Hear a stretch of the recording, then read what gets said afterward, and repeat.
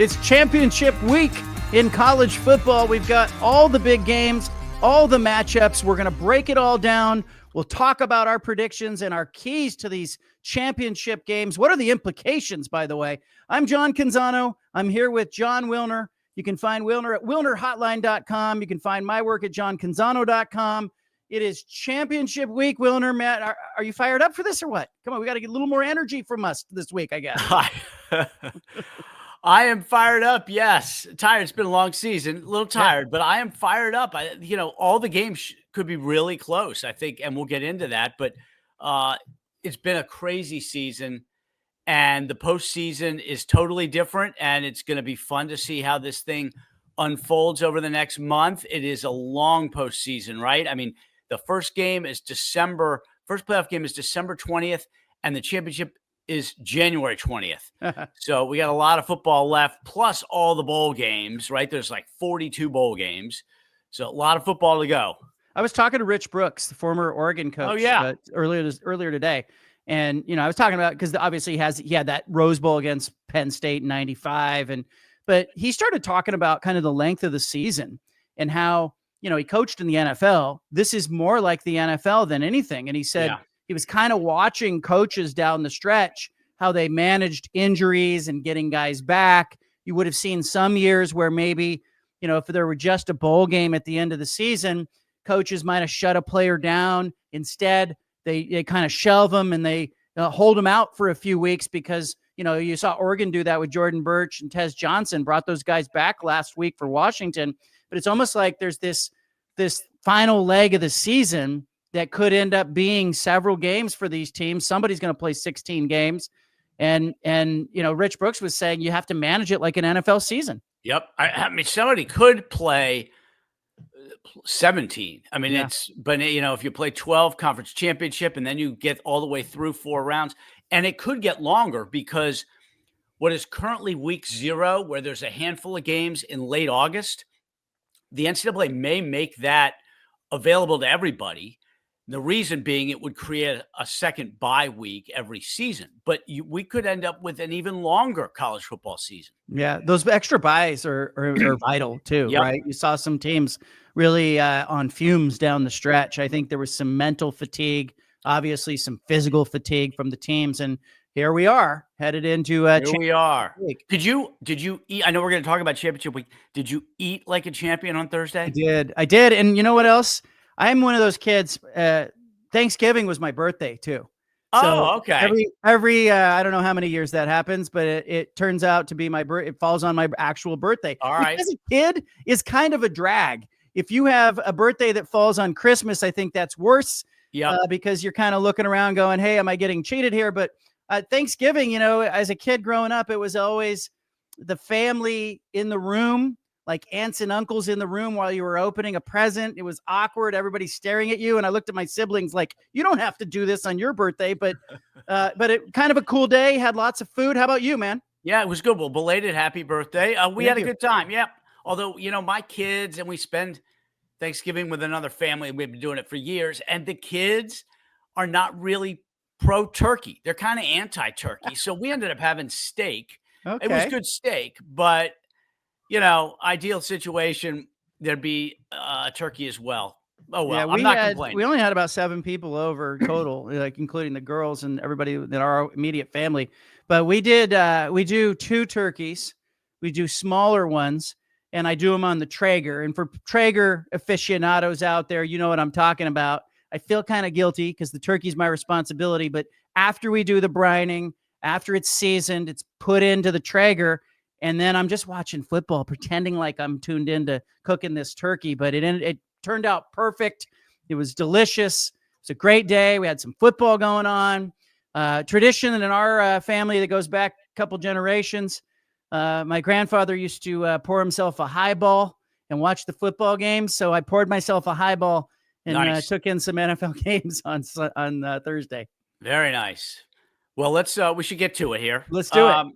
So we'll go in chronological order, and we're starting Friday night. No Pac-12 championship game this year on Friday night or ever, but we're going to start with the Mountain West, which is on Friday, and it's a big game. It is worth watching for anybody. And there's a lot of playoff implications here. UNLV, it's at Boise. Unlike the power conferences, this is not a neutral site game. Boise is the home team. What do you think? Well, I mean, I think you look at this game, and Boise's already beat UNLV and didn't get to do it at home. Ashton Jeanty hasn't been the same since that game, incidentally. For people who saw that game, you know that he put his forearm down and he's got some kind of situation or issue with that forearm. He's still rushing for $150, $160 a week and several touchdowns. He's still the best player on the field week to week, but he was not the same after that game. And I'll be curious to see what that injury really turns out to be. Everybody's so secretive now, but I won't be surprised if in the end we find out Ashton Jeanty rushed for 2,000 yards with like a fracture in his forearm or something. Like, he just doesn't quite look the same, and still he's dynamic and outstanding. I really like Boise State in this game. I mean, the point spread is Boise favored by 4. That felt a little light to me, given what we saw last time they played, given that this is going to be on the blue turf. I don't know about you, Wilner, but I really like Boise State to win this thing. Obviously, both these teams trying to play for a berth into the playoff, but I think Boise is also playing for that additional first-round bye. Yep. So the winner is almost assuredly going to – Boise for sure is in the playoff if they win, probably UNLV as well. So the Mountain West is going to have a playoff team. And Boise, depending on how they look and what happens in the Big 12, Boise could end up with a higher seed than the Big 12 champ, which would give them an opening round bye into the quarterfinals. That would be some kind of accomplishment for Boise, but also for the group of 5 in general to have a higher seed than a power conference. I actually like UNLV a little bit in an upset here. I've just been watching each team for the last month. Maybe some of it has to do with Jeanty's injury, but Boise has struggled. They struggled against San Jose State for 3 quarters, and Wyoming. They won at Wyoming by 4 points. Wyoming's not very good. I have not been. It seems to me like Boise peaked at that UNLV game, and maybe that again has something to do with Jeanty's injury. But I kind of like the Rebels for an upset here. Well, I think it's interesting too, because Boise's one of those teams where not only do they need to win this thing, I think they need to look pretty good to leave no doubt, right? Because they're going to be rubbernecking over the weekend, kind of watching the Big 12 championship game, even if they win. So I do think it's important that they come out and play well. They looked mostly dominant against Oregon State. I was impressed with them and Jeanty, of course, but he looks healthier than he did maybe 2 or 3 weeks ago, but he's still not 100%. And I won't be surprised like when they come out and tell us, hey, he had this, terrible injury and he still put up the numbers. I still don't know. I mean, our Heisman votes are due after championship weekend. And are you sold, or do you have your mind made up? You don't need to say what you're going to do with it, but I want to see him play in this game.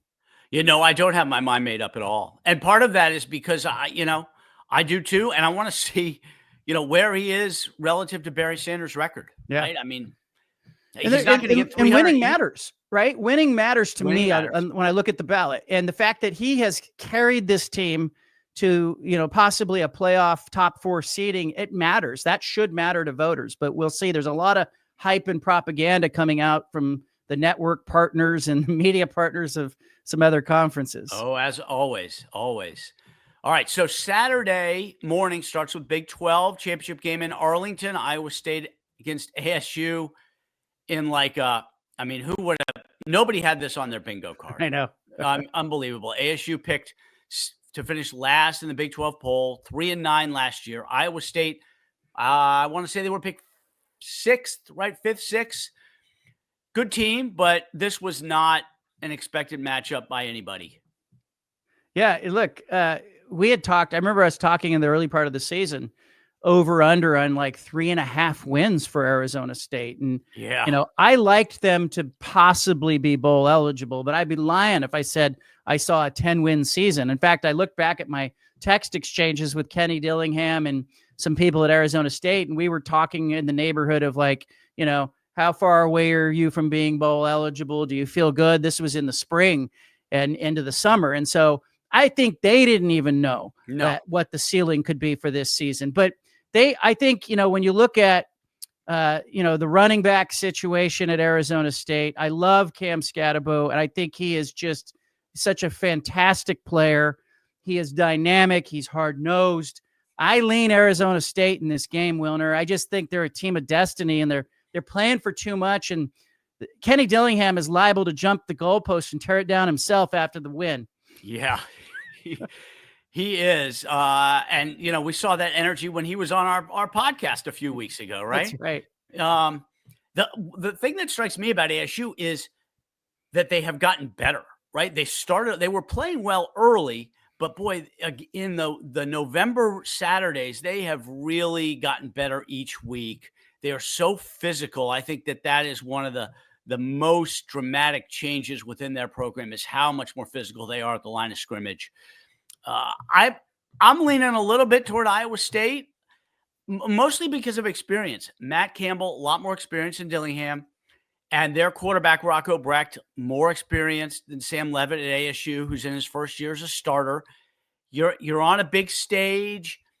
I don't know how either team's going to respond because it's so new. The last time Iowa State won the Big 12 championship was pre-World War I.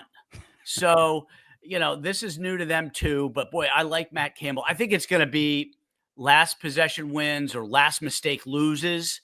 I'm edging a little bit to Iowa State, but it should be a terrific game. Yeah, it's going to be a great game. And every time I turn on an Arizona State game, it feels like it is a last possession. Yeah. Kenny Dillingham trying to figure out how to run 12 seconds off the clock. He's playing Tecmo Bowl. His quarterback's running backwards and doing a lot of weird things. But I think he's got the best player. I think there's too much emotion. I'll take Arizona State in that one. Let's move on. SEC championship game, Georgia, Texas. This is not a surprise. It's just, I think, a surprise that these two teams aren't sitting higher together in the rankings. But how do you see this one? Yeah, this is the big kahuna, the championship games. There's no doubt about it. And Georgia won in Austin in October, 30-15, dominant performance. Texas could not keep its pocket clean. Georgia's defensive line just completely controlled the game. I happen to think Georgia is the best team in the country when they are right. They haven't always been right. They needed 8 overtimes to get past Georgia Tech in an incredible game Friday. We have seen them look bad, but when Georgia's at their best, they are the best team, and I think that they're going to show up to play. And Texas, good team. I think they've been a little overrated all season because of their schedule. I'm taking the Dogs.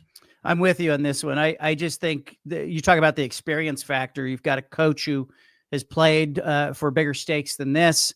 A team that found a way in 8 overtimes a week ago. They've got some metal to them that is necessary to get by steps like this. And I just think there's a fracture sometimes when a team beats a team the way that Georgia beat Texas. There becomes a fracture in their psyche where, you talk about, they're broken in a way. And I kind of wonder about Texas, up against this, knowing that everyone's going to be watching again, understanding what this means for their potential playoff seeding. And I think they're in a little over their heads against a really good Georgia team. What do we got next? ACC. There we go. Okay. Yeah. ACC 5:00. One of 2 games at 5:00. ACC and Big Ten. Clemson against SMU. This game has huge implications for the playoff. Regardless of which team wins, there's going to be a ripple effect that could affect several conferences. We can get into that. I just find it interesting that SMU, it's not only their first year in the ACC, it's their first year at the power conference level. They were in the American, and here they are rolling through the ACC, favorites to win the championship in their first year. It kind of makes the rest of the ACC look a little bit bad.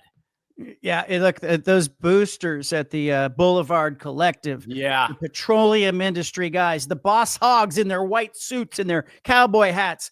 They are going to just be so proud of themselves, and so as they bought their way into the ACC, they have not only paid that entry fee, they have subsidized their school over multiple years, saying we don't need the media rights money. They are going to be they were a sleeping giant before. They're going to be a power in the ACC because they have the NIL buying power. And in fact, the head of the Boulevard Collective told me when they were exploring entry into the Pac-12 a couple of summers ago They did a study of all the NIL, organizations across the country. They felt like they were second only to Oregon with potential buying power. And so wrap your head around that. I think Rhett Lashley, their coach, is a really good coach. They gave him a contract extension. That was a smart thing to do to lock him up. I think there's blood in the water here, and I think SMU wins this. I think that, it's kind of old world versus new world, with Dabo saying he's not going to use the portal and SMU going, we're going into the portal and we're going in guns a-blazing. Yep.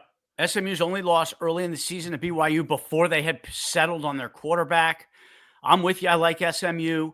And the big thing with this game is Clemson would be a potential bid stealer, right? If Clemson is not going to get in the playoff if they lose. If they win, they get the ACC's automatic bid, and SMU goes into the at-large pool where there would be a resume showdown with the 3-loss SEC teams, which is Alabama, Mississippi, and South Carolina. So those teams, SEC teams, are all rooting for SMU to win. Clemson's out. That kind of clears the path a little bit for the SEC. So that's kind of what the ripple effect is. What do you think, because if Clemson gets in there, are they a 3 seed, a 4 seed, a 5 seed if they are a conference champion? What are they? I think if Clemson wins, SMU is ranked somewhere in the 6-7 range. If Clemson beats a top 10 team, I think Clemson would be the number 3 seed ahead of the Big 12 winner and ahead of the Boise UNLV winner. Yeah. Right? They would get a lot of juice from beating a top 10 team, whereas Boise is playing UNLV, which is like 20-something, and ASU 16th is playing Iowa State 18th. Clemson is playing the highest-ranked opponent in those 3 conferences. I think that would vault them into the number 3 seed. What do you make of that if it does come down to SMU? And granted, that game against BYU, they found their quarterback in the second half of that game. So you kind of watched that loss. And I think the committee justified that when they put SMU in front of BYU. They said, hey, if you play this game again, we think SMU wins this game.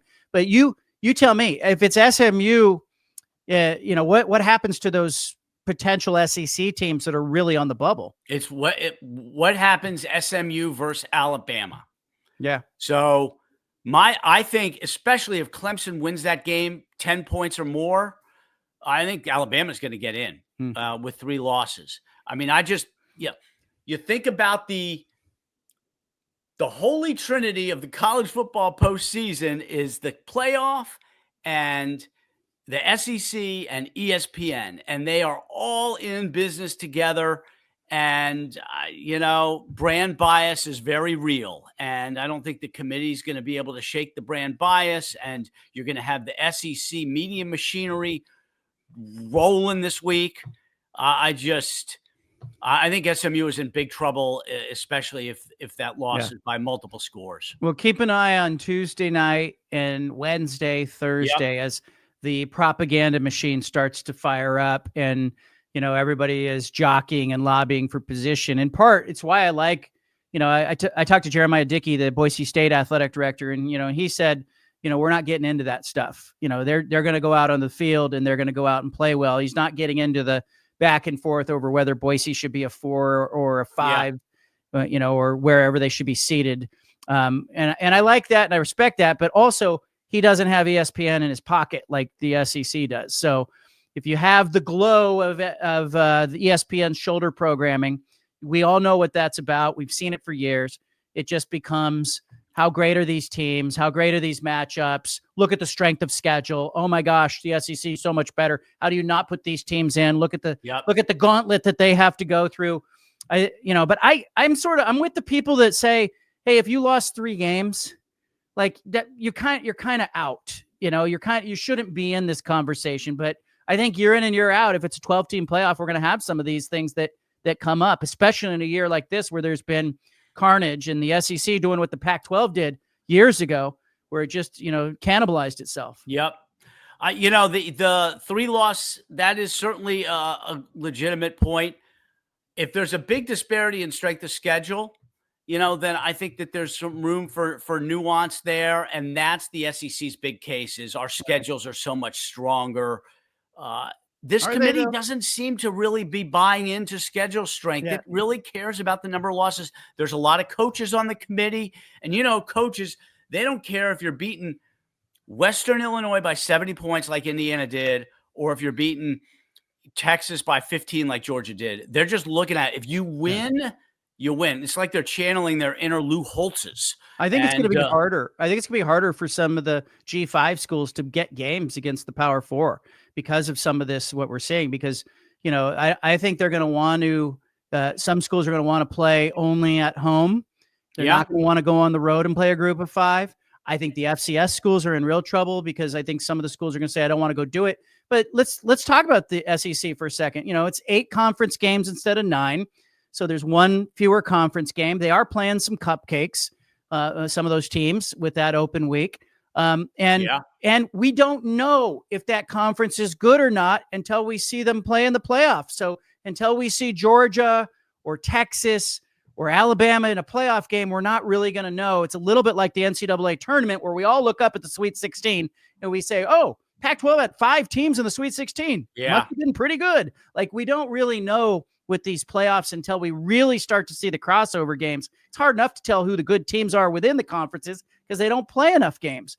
So we'll see. But the narrative will be out in full force. Let's pivot to the big one, the Big Ten championship game, Oregon, Penn State. I'll be there at Lucas Oil Stadium on Saturday to see this one. But Wilner, I'll let you go first. What do you see there? I like Oregon. I just think that they've got too much speed. They can, unlike, some of the schools in the some of the West Coast schools, Oregon has the line of strength, a line of scrimmage strength to match up with Penn State, and they're so good on the perimeter. I think that Oregon will win the game by multiple possession, multiple scores. I don't know if it's going to be a blowout, but I could see 30-10 or 30-20, 27-17, something like that. I don't think Penn State is all that good, to be honest. Yeah. Not saying they don't deserve to be in the Big Ten championship, but they didn't play Indiana, they didn't play Oregon, and they lost at home to Ohio State. So, we'll see how good the Nittany Lions are. It was interesting for me to be at Autzen Stadium and see Oregon and Washington up close. And the thing that jumped out at me was just how much bigger Oregon was on the field. The offensive and defensive line, it's just dramatic difference in size.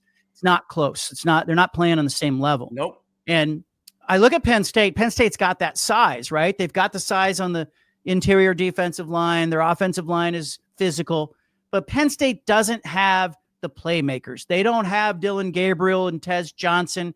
They don't have, Jordan James. They don't have the ability with, a 2 or 3 play explosion to go 75 yards. And I think that's the difference in this one. I think Oregon just outscores Penn State in the end with a couple of big plays that end up being big scores. And I don't think your score prediction's far off. I was a little surprised to see this at -3.5. I thought it was going to be like 5.5 or 6, maybe 6.5.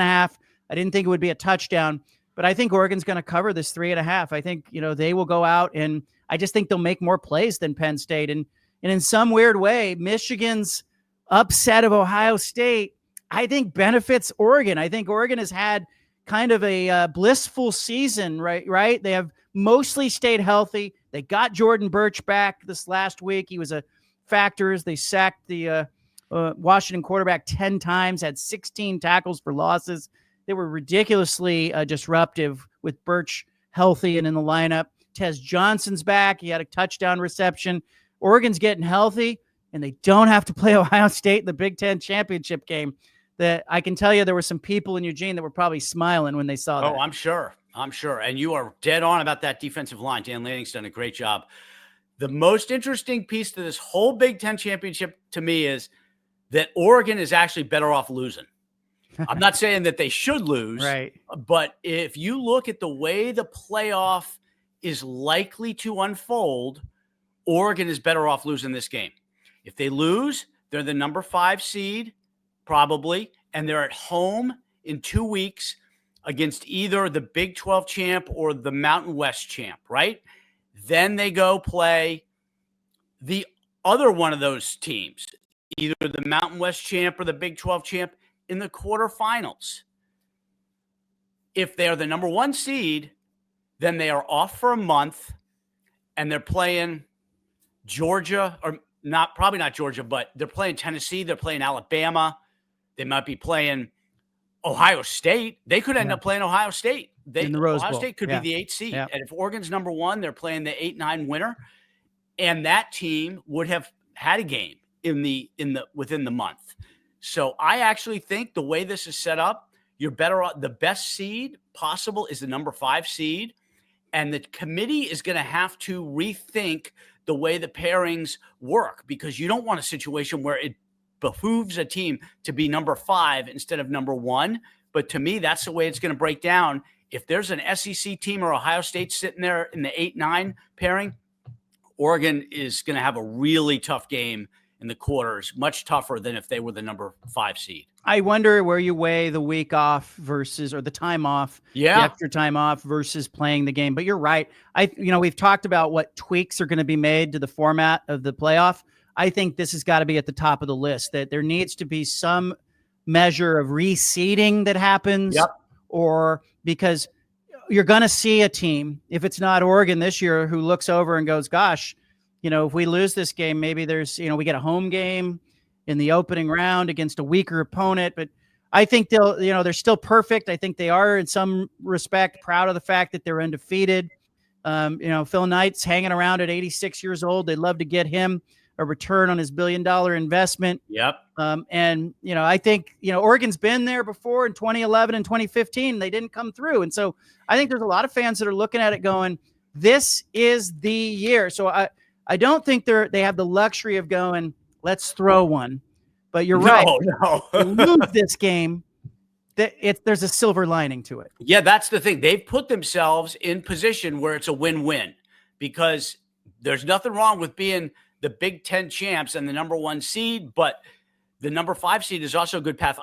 The other piece is how much pressure is on them if they are undefeated versus if they've got a loss, right? They're the only undefeated team in the country right now. Certainly in the NCAA tournament, that is a huge weight. I don't know if it's the same thing going through the expanded playoff, but it's certainly something to ask. Is there that much more pressure on them if they're entering the playoff 13-0 as opposed to 12-1? Yeah, Dan Lanning, after the Washington game, people were asking him, you finally won this thing. You got it off your back, and he just had sort of this relaxed answer where he was like, there are bigger things in front of us. And so I do think, see that he understands it. And frankly, he's been through it at Georgia as an assistant. He was there when they won a national championship a few years ago. So he knows how long this thing can be, but this is now a 12-team event. And so, we're talking about those opening round games right around the 19th or 20th of December. And then, we're talking about right around New Year's Day, that quarterfinal round, and then a semifinal round after that. And you and I are going to be talking about all this stuff as it unfolds. So if you're watching this on YouTube, hit that subscribe button, make a commitment to us. You can find Jon Wilner at wilnerhotline.com. You can find my work at johncanzano.com. We're going to have you covered all through the playoffs. And we'll be back next week with a special episode, and a lot more to talk about. Thanks, everybody.